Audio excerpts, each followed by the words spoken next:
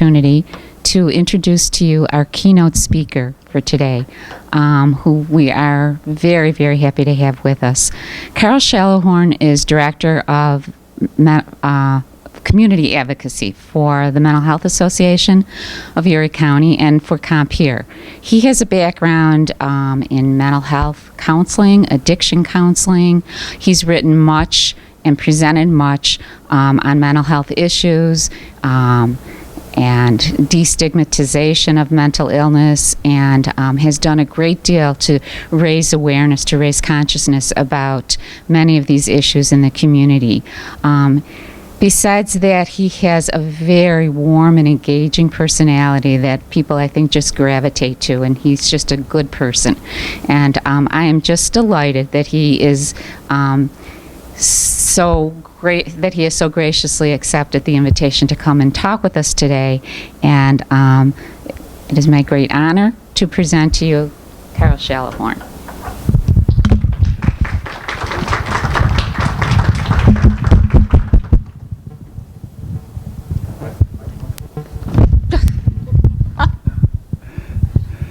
Thank you, Ann. And I also want to thank Dr. Pirelli as well for the introduction and for kind of kicking things off today. It's interesting how life has a way of surprising us.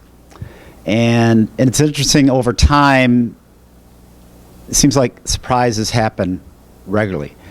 And it's interesting how also people come into our lives. And as was mentioned, Dr. Pirelli and Ann are talking about the idea of service, relationships, compassion.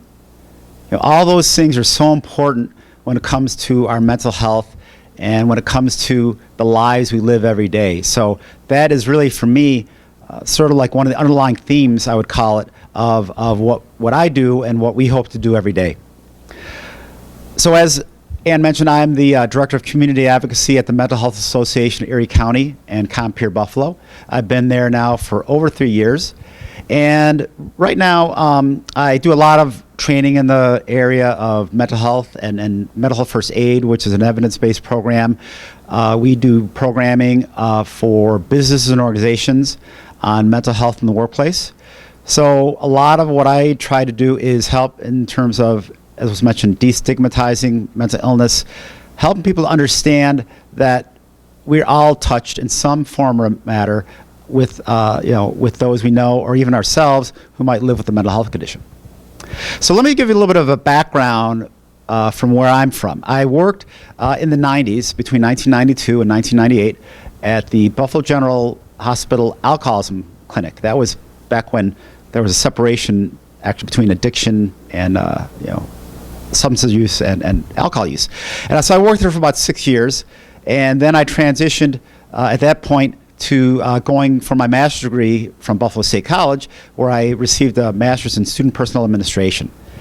I then got a position at the college at Buffalo State. I worked there for about 6 years. I was the coordinator of transfer services, and I kind of embarked on a 12-year career in higher education. I thought at the time that I needed a different direction. I'm going to kind of get into that a little bit later, why I took that change in direction. And then I went on to Genesee Community College and then rounded out my higher education career at Damon, where I worked for 4 years as the Associate Director of Graduate Admissions, where I met Terry Herring, who is in the back there. Just want to say hello to Terry. And so I really am familiar with the higher education community, the world of academics, the world of helping our leaders of the future. And I know from my own experience, helping students enter college is really a very privileged opportunity to have, and once again, to be able to help them embark on their future. So I know, as was said, helping them to transition into their lives and their careers and service to other people. When I was at Damon, I made the decision to try to go back into the mental health world. And once again, I'm going to kind of talk about that later. So I then left Damon. I went to work at Horizon Health Services, where I worked for about 3.5 years. I was a mental health counselor specializing in substance use in a PROS program, which is like a day treatment program. And I worked there and then eventually transitioned to the role that I have now at the Mental Health Association. So I've done a number of things, probably close to about 15 years or so altogether between the work I've done working professionally as well as my own advocacy work in the area of mental health. So right now we know in the world that we live in, mental health is really, really critical. It's more prominent, I would say, now than ever for a lot of reasons. You know, there's a lot of media exposure around mental health. Unfortunately, our media doesn't always portray those living with mental health conditions in a favorable light. When we hear about these tragedies and these things that happen, oftentimes mental illness is I don't want to call it the scapegoat, but is often used as the main reason why people might have these behaviors. And so we're trying to change that. We're trying to change that through a number of means. So 1 out of 4 people lives with a diagnosable mental health condition in any given year. So whether it be yourself or someone you know, chances are you're touched in one way or another by a mental health condition. And the thing that I've learned over time is that when we have this in our lives, whether it be ourselves or someone else, it can change us profoundly in terms of our relationships, in terms of how we go about our daily lives, and how we basically encounter life. And that's really something that I think is a challenge for many people. So I have some general statistics here to share with you, and I think these are some things that you may or may not know, but there's some things I just want to share. So half of all serious adult psychiatric illnesses, including major depression, anxiety disorders, and substance abuse, start by the age of 14, and then 3/4 of them by the age of 25. So we know that for those who are living with mental health conditions, they typically happen early in life. And that's one thing that often we think about the transition age, becoming an adult, is when these conditions emerge and become a problem for someone that, like I said before, can change the course of their life in a way that they may never have expected. Like I said, might be that surprise. Suicide is the 10th leading cause of death amongst Americans. It's also the 2nd leading cause of death amongst college students. And the reason for that is oftentimes what we call untreated depression. So that's a critical thing to understand. 67% of college students tell a friend they're feeling suicidal before telling anyone else. So we know that those who are dealing with these thoughts, these ideas, will go to a friend before they go to a professional. More than half of college students have had suicidal thoughts, and 1 in 10 seriously considers attempting suicide. Half of students who have suicidal thoughts never seek counseling or treatment. So that's another profound statistic when you think about those who are struggling but don't get the help that they need. 89% of college students who die by suicide were not receiving help from their college counseling centers. That's also something that's very alarming as well. We know that in the world of academics, there are a lot of stressors, there are a lot of issues that pertain to students dealing with mental health conditions. Our counseling centers are overwhelmed. That's another thing we're aware of. We know that sometimes schools, like I said, I worked at Damon. At the time, there was one full-time mental health counselor along with, I think, 2 or 3 part-time staff, and still that caseload, if you want to call it that, or that number of students that were presenting themselves to those staff were very, very large and oftentimes, like I said, overwhelming. So many students really are coming to colleges already with pre-existing conditions.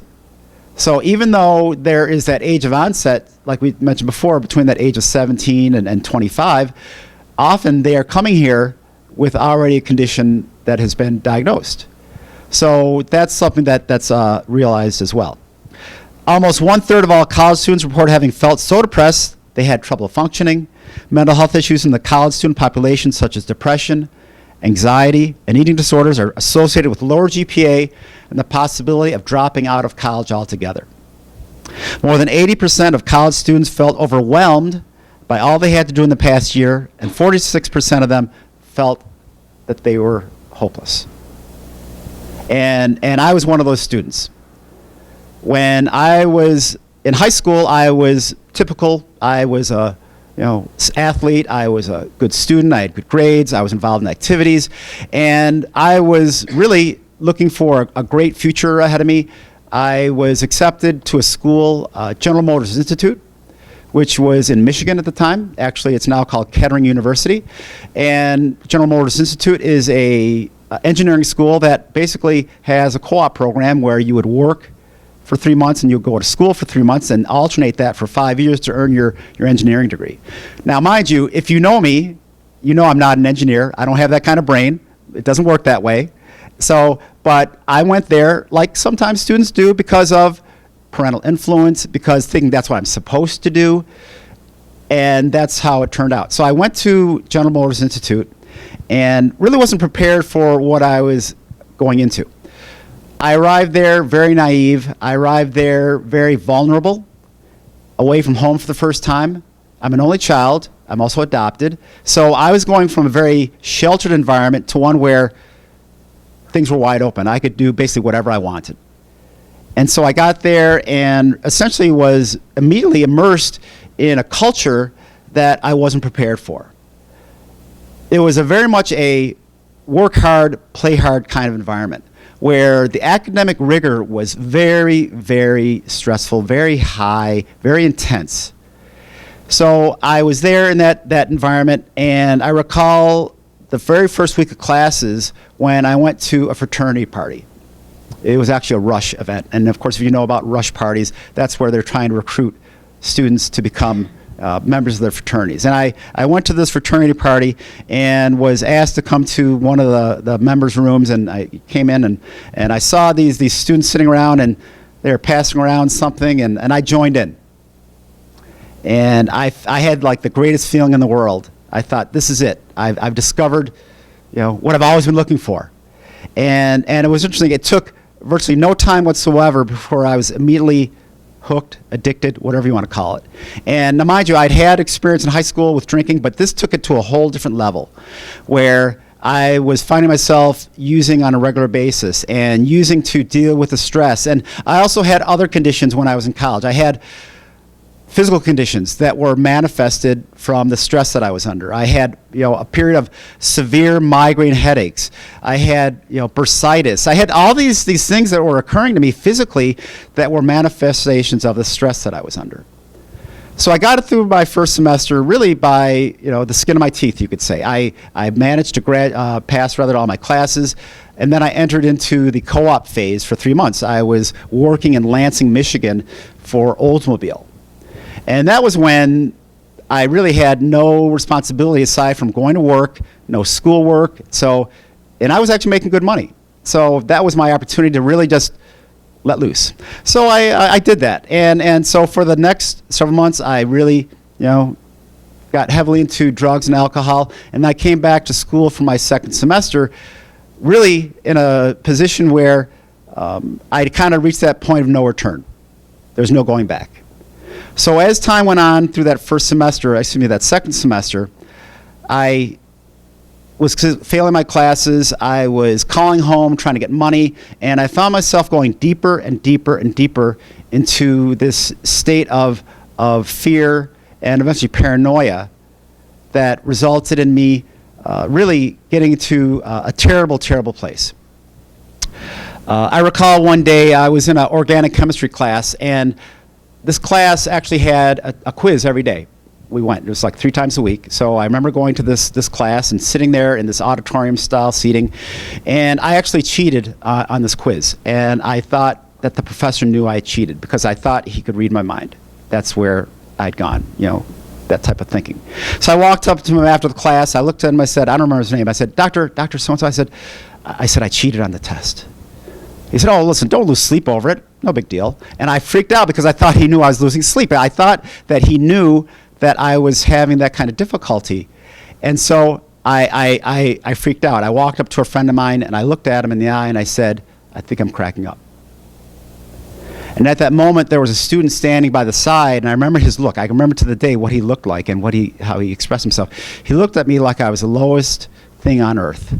Like I was just disgusting, and it was really, you talk about stigma, you talk about impressions, it really stayed with me. So I really just went deeper and deeper and deeper into this condition that I really couldn't get myself out of. I reached out for help, but it was too late.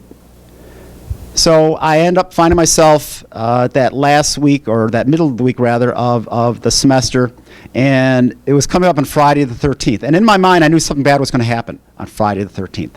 So I had it built up that I had to do something. So I found myself in my dormitory room that night, and I essentially attempted to take my life. I was basically delusional, thinking I was something that was evil. And so I attempted to take my life. But while doing that, I heard my mother calling me. I heard her voice. Now, mind you, she was 400 miles away, but it was as if she was right there in the room. And once again, I just completely just freaked out. I remember sitting in my chair.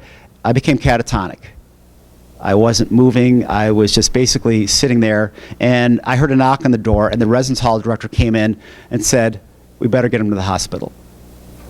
So they immediately took me to the Flint Hurley Medical Center, where the nurse admitted me, and she literally took my hand and had me sign myself in, because otherwise two doctors would have had to sign me out, because that was the regulation. So I was admitted, and I remember sitting in the psychiatric day room of the hospital that same day, and it was actually the evening, and there was a TV across the room, and I remember looking at the TV, once again catatonic still, with other patients milling around. You know, one of them was blowing smoke in my face. It was very, very disturbing. And on the TV, it was a Saturday night movie, and it was the movie Jaws. And I was so delusional that I thought they were going to take me and throw me into the ocean to feed me to the shark that was in the movie. So once again, I'm terrified. And all of a sudden, out of nowhere, my mother shows up. You know, she walks in, and I look over, and I just said, "Hey, Mom," and then I just shut up. Because in my mind, I said to myself, if I keep talking, they're going to keep me here. So I have to play this game to get out. So I don't remember much of what happened after that.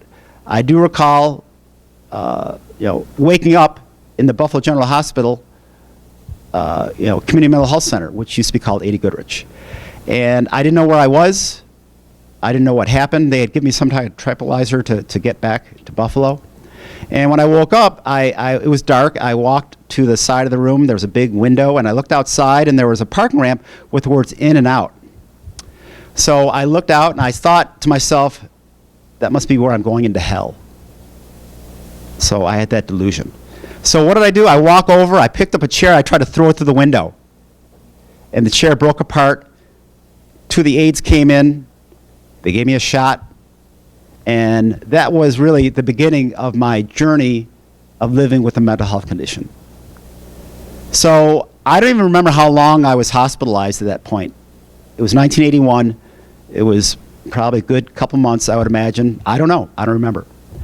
But when I was released, I really struggled. And I got back involved with drugs. And I spent basically the next 7 or 8 years going through a cycle of using substances, having a mental health relapse, going to the hospital, coming out, abstaining, going back to using, and the cycle would just repeat itself, that same cycle, for about 7 years.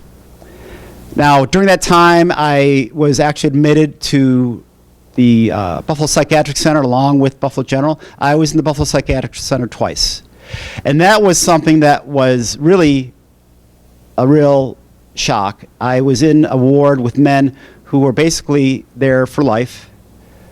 It was alarming to be with men who really were so out of touch with reality that I thought to myself, is this my future? Is this going to be me? I also spent time in ECMC. I went through CPEP. And so I spent that next 7 years or so going in and out of these institutions. In the same time, I was in college. I still managed to go back to school. My mother was a credentialed rehabilitation counselor. She worked at the Educational Opportunity Center at UB, and she always pushed me to the point of really feeling that I could never give up and I should never give up. And that's why I think a big reason why I persisted. And we know that persistence is a big key when it comes to completing a college education. And having that family support is also key in a person's recovery. So I had that going for me. So as the expression goes, by the grace of God, I graduated from college in 1987 with a degree in broadcasting. Now, I don't work in the broadcasting field, but that's what I wanted to pursue. And that actually led to my first job in a local recording studio. And things were actually getting a little bit better. I actually had a period of time where I was doing okay, but I was still I was involved with counseling. And I remember a certain day I was sitting with my therapist, and he looked at me, and he said, Karl, I'm going to give you 3 choices. Either go to rehab, you go to a Narcotics Anonymous meeting, or you end up back in the hospital. So I thought for a moment, and I said, well, I know that I don't want to go to rehab. I don't want to tell my boss I have a drug problem. I was afraid of losing my job. I also said, I don't want to go back to the hospital because obviously that's not a good experience. So I said, oh, let me take the path of least resistance. I said, I'll go to the meeting. So 2 days later, I found myself driving out to East Amherst. It was 1988, January 15th. It was a very cold, wintry day.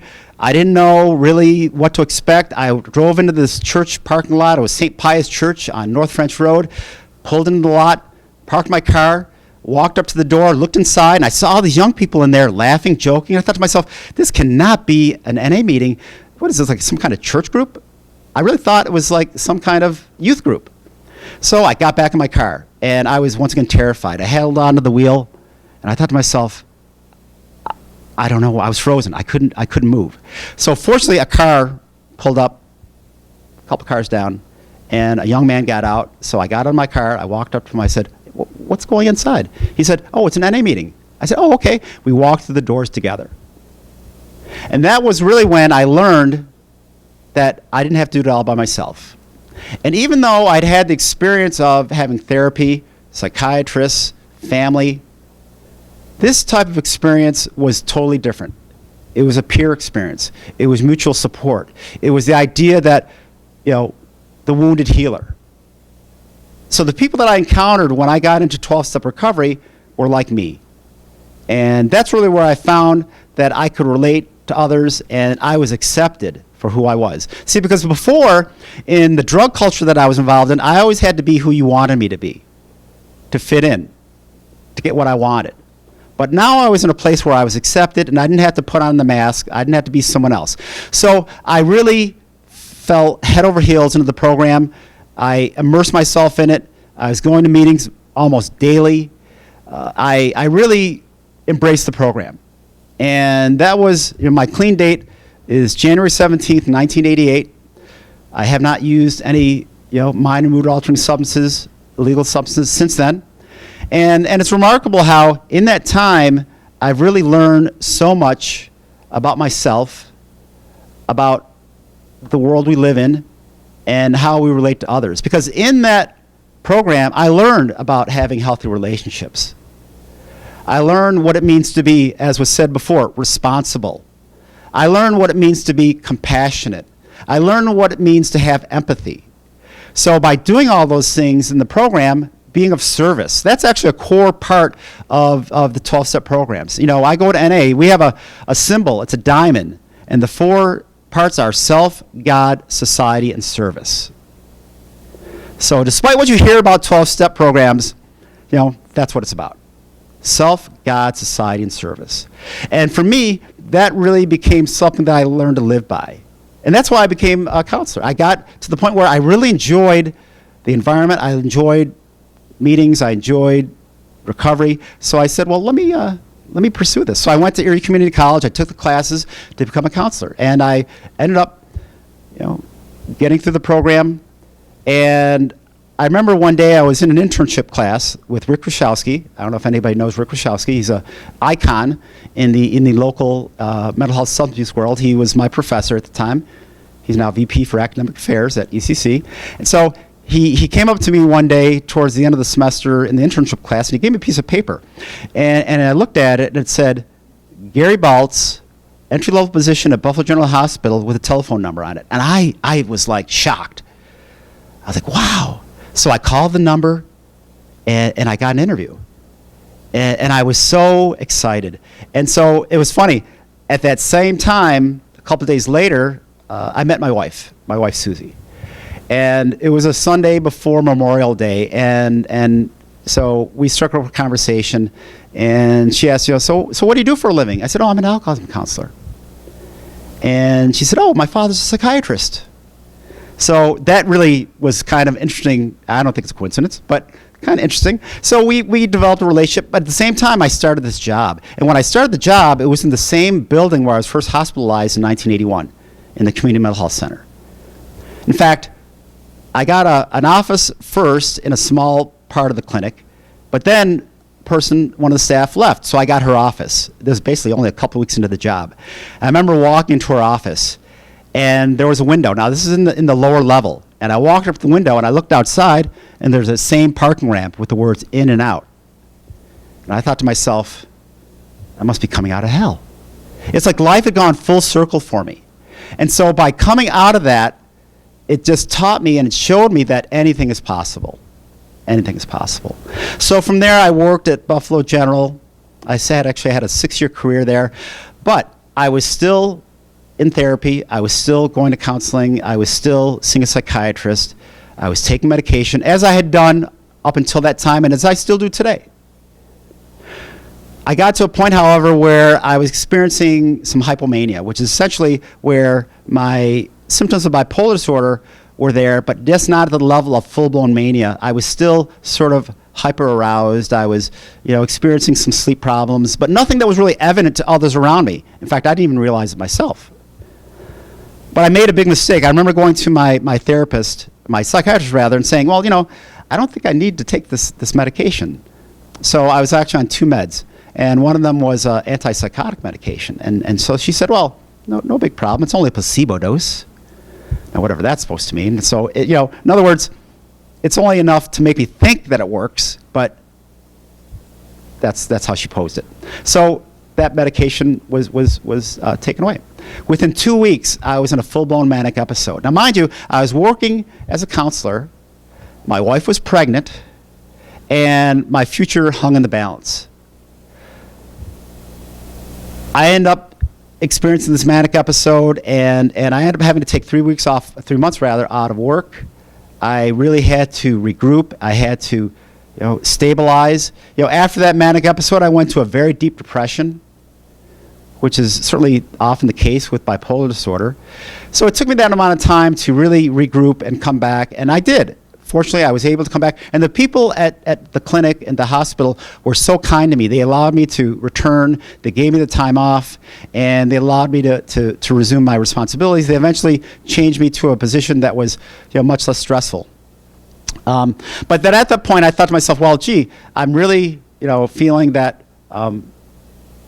I need to get out of this counseling world because it is just too stressful for me. So that's when I made the decision to return to school, and that's when I went to Buffalo State for the Student Personnel Administration program. And when I completed that, I thought to myself, okay, mental health, addiction, no longer. I'm going into this new realm. I'm going to this new career, and that's where I saw myself headed. I worked first at Buffalo State, like I said, for 6 years. Wonderful experience. I enjoyed my job. And I thought, well, let me try to advance things. I then applied for a position at Genesee Community College. I was the director of advisement, career counseling, and exploration, which is essentially, I oversaw 2 departments there. And then I ended up at Damon, where I was associate director of graduate admissions. And in that position, I did a lot of recruiting. I did a lot of work going to Southern Ontario. We had a Canadian education program, like I think you did here at UVille. So I did a lot of that work. And it really was very good, but it wasn't feeding my soul. As a matter of fact, I remember I would go to my pastor at the time. I belonged to Pilgrim St. Luke's El Nuevo Camino, which is actually over on Richmond and Utica. I joined there shortly after I got clean, and I would go to my pastor. I said, Bruce, I just want to tell my story. I just want to tell people about recovery. And so that's what I proceeded to do. I eventually decided to write an article that ended up in the Buffalo News. I was working at Damon. In fact, it was right around the time when Britney Spears came out with all her stuff back then. That's about 8 years ago. And so when I wrote this article, basically the premise was, why do we have so many negative images of people in the media that live with mental health conditions? Why can't we have any positive stories? Now, I was very naive, because I had not dealt with any significant major mental health issues probably at that point in easily over 10 years, if not more, probably closer to 13 years. And interestingly enough, no one really knew at the college that I had a condition. So I didn't realize that I was putting myself at risk in terms of my colleagues, in terms of my position. So I just thought I wanted to just tell people, what I thought. And it got an interesting reaction. Some people were happy that I'd done that. I also got the sense that some people were maybe not so happy, because that's, once again, people's perceptions. But what that led to was me pursuing something that I really wanted to do. And interestingly enough, I had a conversation with my vice president. See, because I had actually gone to Horizon Health Services, which we have one of our folks here from, and I'd actually, that's actually where I was a client for many years. So I went to them and I proposed doing a group for one of their programs, the PROS program.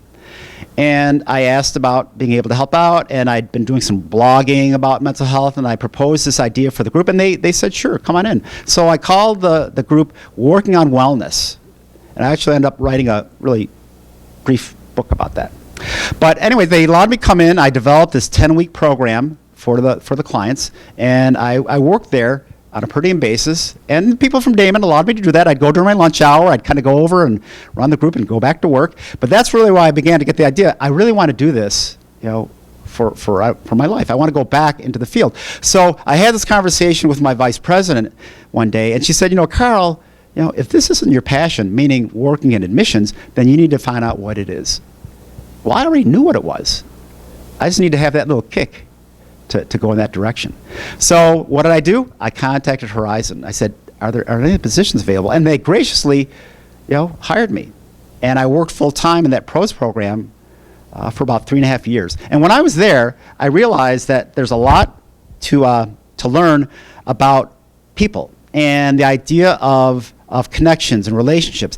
And one thing I remember understanding and getting the sense of was that empathy, because in every client that was there, in every person who I saw in a group or I saw in an individual session, I saw myself, because that was me years before. I'd been in continued day treatment. I was a recipient of SSI. I was on public assistance. I did receive Medicaid. All those things that the people that I served, I had also experienced. So that kind of gave me a unique perspective on working with the folks there.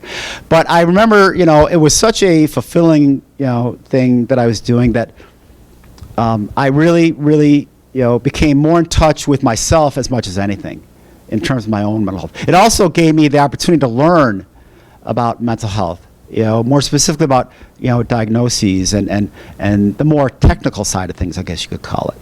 But it also taught me the interpersonal skills that I needed to work on. I got to a point, though, however, where I really wanted to make a change in direction, and I really wanted to do more of, in a way, what I'm doing now. I wanted to do more work in the area of advocacy. I wanted to do more work in the community. And, of course, Horizon is not, they're a treatment provider. That's not what they do. Now, mind you, they do have, obviously, some times when they go out in the community and table events and so forth, but they're really not, that's not their mission. So I decided, I was on the board for the Mental Health Association. I actually been invited to be on the board of the Mental Health Association of Erie County. So I remember I went to the director of the agency, Ken Hausneck, and I also had a relationship with Michelle Brown from Compeer, who I'd met years before. And I basically pitched. I said, is there anything I can do to work for you? And they kind of created this position that I have now, which is the Director of Community Advocacy.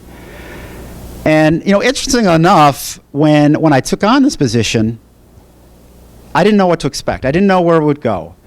But it has really afforded me with the opportunity to do a lot of things that I never thought was possible.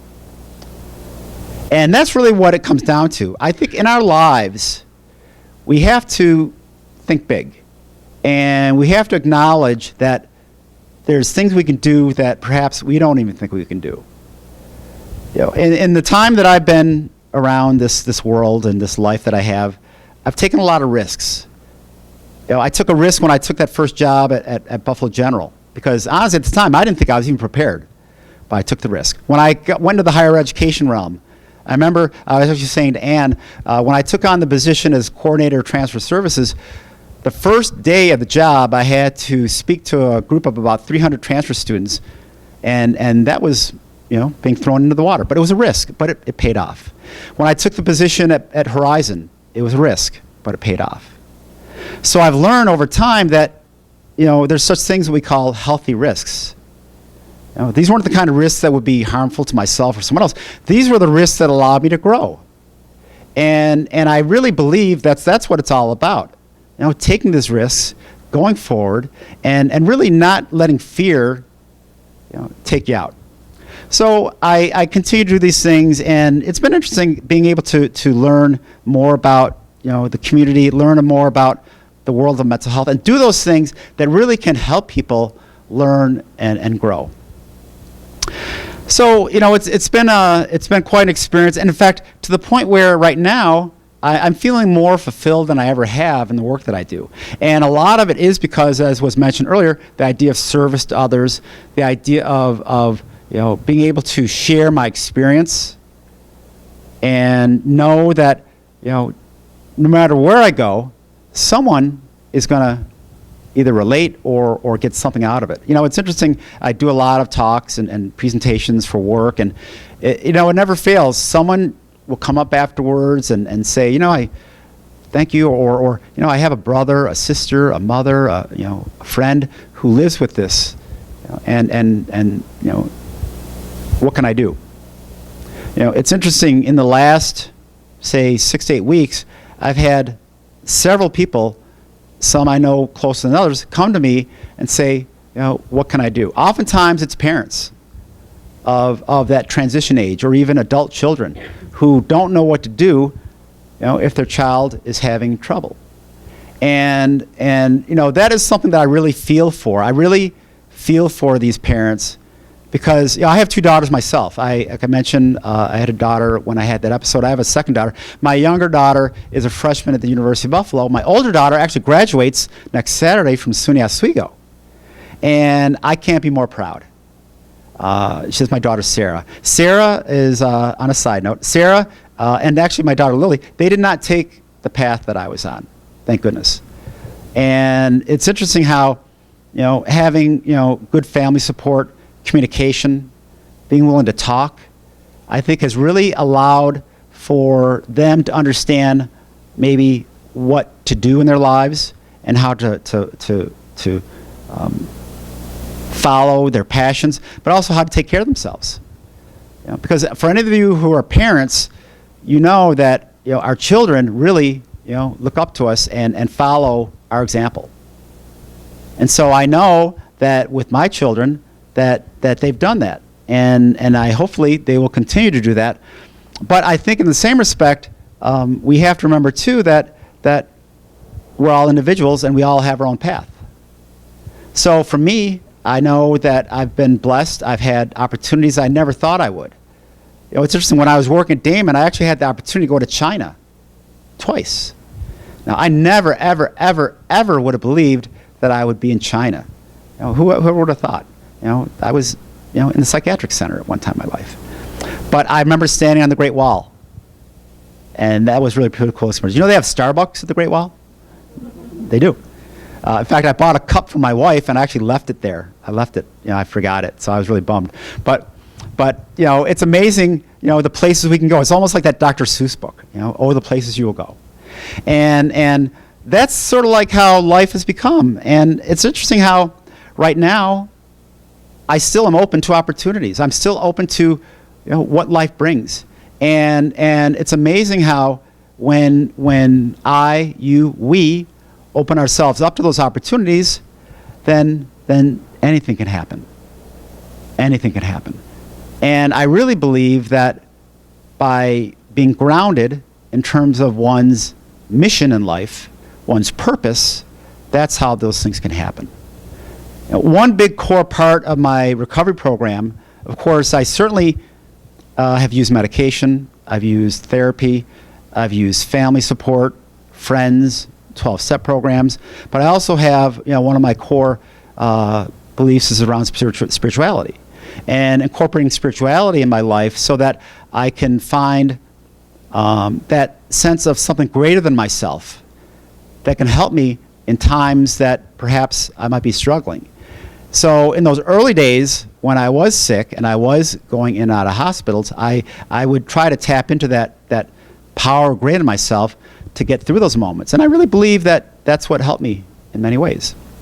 So I think, I'm kind of getting into the idea of wellness and well-being. Certainly there's 8 dimensions of wellness, and there's the social, the occupational, the environmental, the physical, the intellectual, spiritual, and so forth. So we have all these dimensions of wellness, and the idea is that we want to try to tap into these things on a regular basis. And I know, for instance, for myself, some days I'm more in tune with other aspects than others. So, but in the end, I think it's a process. It's about learning. It's about discovering what works for you. And for instance, so I'm sharing with you about my own experience, but you obviously have your own. And so what works for one person may not work for another. And that's true of recovery. We know that each person has to find their own path. Each person has to find what works for them. But I also know that once you find what works, you don't deviate from that. One of the things that has helped me in the course of my lifetime has been consistency. Learning to be very regular with my routine. Sleep, medication, exercise. I'm really into, endurance exercise. I actually had the opportunity to run 2 marathons. I got heavily into running for about 10 or 11 years, and then my back said, "What are you doing, dummy?" So I had to give up running, but now I cycle. I ride a bike. I'm getting ready for the Century Ride, for the Ride for Roswell. Never done that before. I'm going to be 55, and I'm going to ride 100 miles. But you know what? It's a healthy risk. I may be a little bit sore, but I'll live with that. And so that's the idea of going towards our idea of potential, going beyond where we think we can, pushing the envelope, stepping out of the comfort zone. And I think that once you're able to do that, then you really can, become closer to that person that you're intended to be. So I try to follow that every day with how I live my life. And in the end, it's been very fulfilling. It's been very rewarding to know that there are opportunities that people have that I try to share, not only my own experience, but what they can do. And of course, in the world of mental health, it's about inspiration, it's about hope. I remember my first NA meeting going back 29 years ago. I walked into those doors, and I saw a woman stand up there and get 30 days clean. And I thought to myself, my gosh, how do you do that? I couldn't put 2 days together. She had 30 days clean. I was inspired, and I walked away with hope. And I've carried that hope with me ever since then, that it is possible. Recovery is possible. And in the world of mental health, we know that recovery is different for different people. For some people, it's the reduction of symptoms. For some people, it's the restoration of relationships. For some people, it's the ability to go back to school or go to work. So there are a lot of things that pertain to recovery, but it is basically up to the individual. So in the end, I think, there are a lot of things that I've learned over time that have really helped me and basically pushed me in that direction of being able to develop some skills. So consider once again maybe where you're at in your life and maybe what you're pursuing and what you want to do. I think, of course, if you consider the environment that we live in, we're in a whole different kind of world. We're in a place where there's risks. We're in a place where there's uncertainty. However, if you really are grounded, if you really focus on your sense of purpose, then I think you can weather any storm that comes your way. And I think, once again, based on my own personal experience, I've been through ups, I've been through downs, but certainly I've learned how to manage through coping. I do a lot of things nowadays to try to maintain my health, my mental health, my physical health. One thing I discovered recently was an app. Of course, we're in the age of technology, right? There's an app called Insight Timer. And it's a free app, no ads, believe it or not. And in fact, I use it almost daily. And I downloaded it and I in fact I did it this morning, and there's nearly 5,000 guided meditations, if you can believe that. In fact, there's new ones all the time being uploaded. Now, these are all vetted. They're not, they're all checked out. But these are all these great guided meditations that people use. There's like 1-minute meditations. There's like 30-hour, whatever. There's meditations on mindfulness. There's meditations that are spiritually based. There's meditations, yoga. There's actually sleep-based, helping you sleep, relaxation meditations. So I've learned to try to incorporate that. I mean, I've always, attempted to meditate, but having this tool has really actually helped make it a better practice, because it gives me something to focus on and know that it's there, and it makes it just that much easier for me. So I try to start my day by practicing, this type of meditation. And it's interesting how doing that has helped me immeasurably dealing with stress, helping my health, because we know that meditation certainly helps with blood pressure, overall physical health. So really incorporating meditation, exercise, diet, those are the things that are really helpful in terms of maintaining your overall wellness and well-being. And in the end, we're talking about quality of life. What is your quality of life? I know, for instance, my mother-in-law is 91 years old. My father-in-law is 90. And my mother-in-law was diagnosed with cancer 2 years ago, terminal cancer. And when we got this news, we were all just beyond shocked. We were the whole family. My wife has a family. There's 6 siblings in my wife's family. I'm one in my family. And when we got the news, we were crushed. My mother-in-law is one of the most beautiful, wonderful people you ever want to meet. So we got this news, but instantly enough, she decided to go without treatment. She decided to go, no biopsy. We decided, hospice care, palliative care. But interestingly enough, up until that time, she had swam 3 times a week. And also, she is a person of faith. She's very devout. And she also has a husband who she loves dearly. So she has a relationship, she has a belief in a power greater selves, and she has physical activity, she has a good diet. So all those things, she's still with us today. And mind you, she has a terminal illness. We've all accepted that. But she has shown me in so many ways how to live my life, what I can do, and what's possible. Because when she first got that diagnosis, the doctor said to her, "Have a great summer." And she's still here nearly 2 years later. And that is a testament to a life that is just incredible. And that's how I want to be. That's how I want to grow up to be, as they say. So really, what can you do to enhance the life that you're living? What practices can you take on to help you become the person you want to be? And also, how can you impart that to those you work with? I know we have students here. We also have some faculty. And so what I want to do now briefly is kind of transition into some things that might help you in the work that you're doing and how you can help others. So really, when we talk about someone who's dealing with a mental health condition, you need to know the signs. So you might have a student or a friend. Their appearance might be different. They might have a change in their academic performance. You might have a student who's doing really well, and then all of a sudden they're struggling. Like myself, I mentioned when I was in college, I was doing okay, but then I began to fail terribly. That's a major sign for someone who's in college. They might have a lack of interest in what they're doing.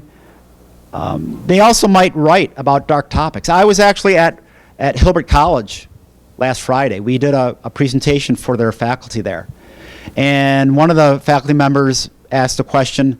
He said, "I am the advisor for the school's writing publication, their yearly journal, and I'm also an English professor. And sometimes my students will write things that seem a little bit dark. What do I do about that?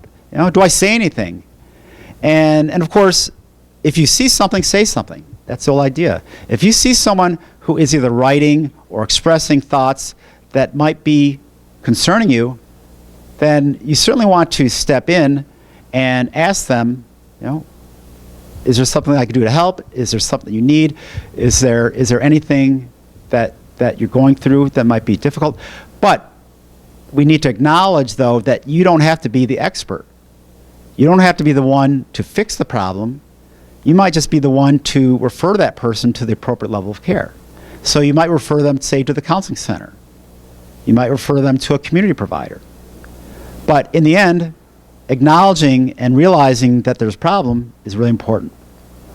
If they've been absent a lot, that's another sign. If they've been, basically, missing class or just things that you notice that aren't really, typical, that's what you want to be aware of. So we have a website called Just Tell One. And Just Tell One is for learning things that young people might go through. It focuses on 4 areas. It focuses on substance abuse, alcohol abuse, depression, and suicide. So we have vignettes for young people talking about those topics. We also have another page which is called for influencers. In other words, for adults who might have young people in their lives that the young person might come to them and ask a question, and they may not know what to say, so we give tips around that too. And I'm going to show you actually in just a minute here what that looks like. So there are some resources, though. The Mental Health Association is a great resource. We provide professionals who will answer telephone calls from people in the community, and what happens is we have these trained folks, and when someone calls, we may refer them to a provider. Now, the good thing to know is that we really are unbiased. We don't direct anyone to any provider or another. We try to meet that person's needs based on what the person tells us. So we do refer to geographically or based on their experience. But like I said, our trained professionals, many of which are peers themselves, have that lived experience, are able to do that. So that's really, really great that if someone needs that help, it's available. So the Mental Health Association also has a website where you can find information. On the website, there's a neat link to a program called Test Your Mood, where it's an anonymous screening that looks at basically anxiety, depression, bipolar disorder. And mind you, it's a screening. It's a self-assessment. But if a person takes that and uses that assessment, then perhaps they might go on to get help with whatever they're dealing with. So that's another thing to recognize as well. Also, there's the JED Foundation, which is for colleges and deals with college suicide. That is an excellent resource as well. In fact, JED Foundation just recently came out with a series of talking points about the Netflix series 13 Reasons Why, which of course a lot of people are talking about. I actually was interviewed the other day on WBEN about it, and we're actually going to be creating a community forum, working on that right now to talk about with the implications of the series and what parents and others can do to help young people. So we're working on that. Active Minds is a great college-based organization that really works with students across the country. And Active Minds chapters are available for those who have lived experience with mental illness or are advocates on college campuses to create a sense of community. Because as was mentioned earlier, it's that idea of isolation and disconnectedness that can really hurt a person. So when someone feels like they belong to a group or they belong to others that understand and accept them, then certainly they will typically have a better outcome than if they don't have that connection with others. You may want to find a private place to talk to the person. Now, mind you, if they are expressing themselves in a way that is demonstrating agitation or putting you at risk, certainly you don't want to do that. You never want to try to, put yourself in harm's way. But also, you don't want to humiliate or embarrass a person. So you want to find that place that's a little bit quiet and allow them to talk. Also, the idea of empathy, listening without judgment. So when you're listening to someone, make sure you try to understand their perspective, try to see the world through their eyes. And by doing so, you're able to maybe connect and maybe provide that sense of reassurance, that sense of hope that things can get better. Once again, you're not there to necessarily treat the person, but you are there to maybe step in and give them that bit of support that they need. You also certainly want to encourage the idea of getting into either a support group or more formal treatment if necessary. And sometimes people kind of push back against that idea because of the stigma being associated with going to a program. But I've learned from my own experience and from the experience of many people that going to get help is actually a strength and not a weakness.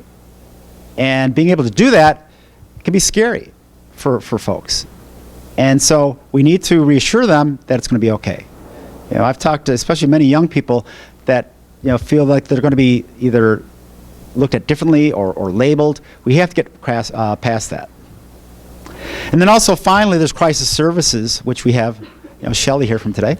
That is a wonderful resource in terms of being able to provide either support on the phone. They have a mobile team that will come out, and of course crisis services is essential in our community in helping others.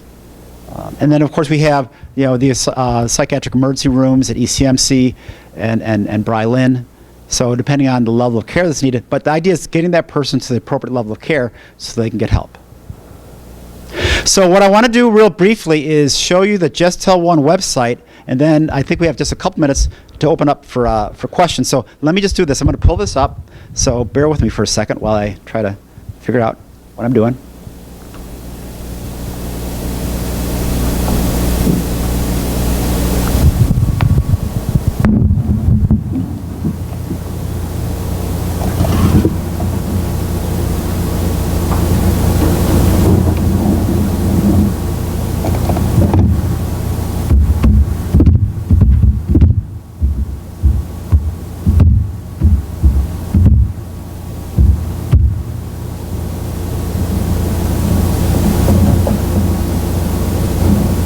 So, as you see, this is the website for Just Tell One. Hope I'm not standing in anybody's way. This is a media campaign, social media campaign around mental health awareness. So, this is actually one of our youth tie. And as you see here, now's the time to start your conversation. So, we have the topics that I mentioned before. So, for instance, if you go to depression, it brings you here, and then you'll hear Ty's story. Hopefully we have the audio. Looking back now. We don't have the audio, but anyway, you get the idea. So also in the bottom, you kind of go below, so you see all of the different people that are shown for those 4 areas. And as you scroll down though, we also have be a positive influence. So you click on learn how to have a supportive conversation. That brings you to lend an ear, change a life. So on this page, it shows 4 people, myself included, that talk about different experiences they have, and these are all professionals who work in the field. We have myself, Andrea Wannett, who was the former executive director of the Erie County Council for the Prevention of Alcohol and Substance Abuse, Robin Mann, who is now the current director of that agency, and Jessica Pirro from Crisis Services. So if you just click on one of these, just like the other video, it'll show about 2 minutes and basically help you understand what you can do if someone approaches you that might be having a problem. This is an excellent resource. There's also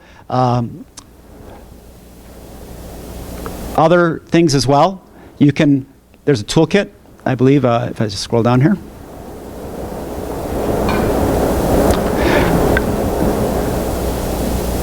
This actually shows up as I'm going to cancel that. But that's a PDF file that you can print out, double-sided, which once again, you can keep and use as a reference to help someone.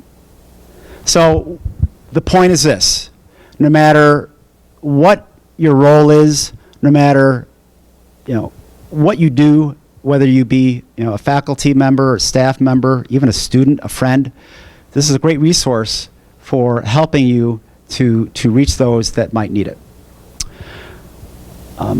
At this point, I think I want to just open up to see if anybody has any questions or if there's anything else that people might want to comment on.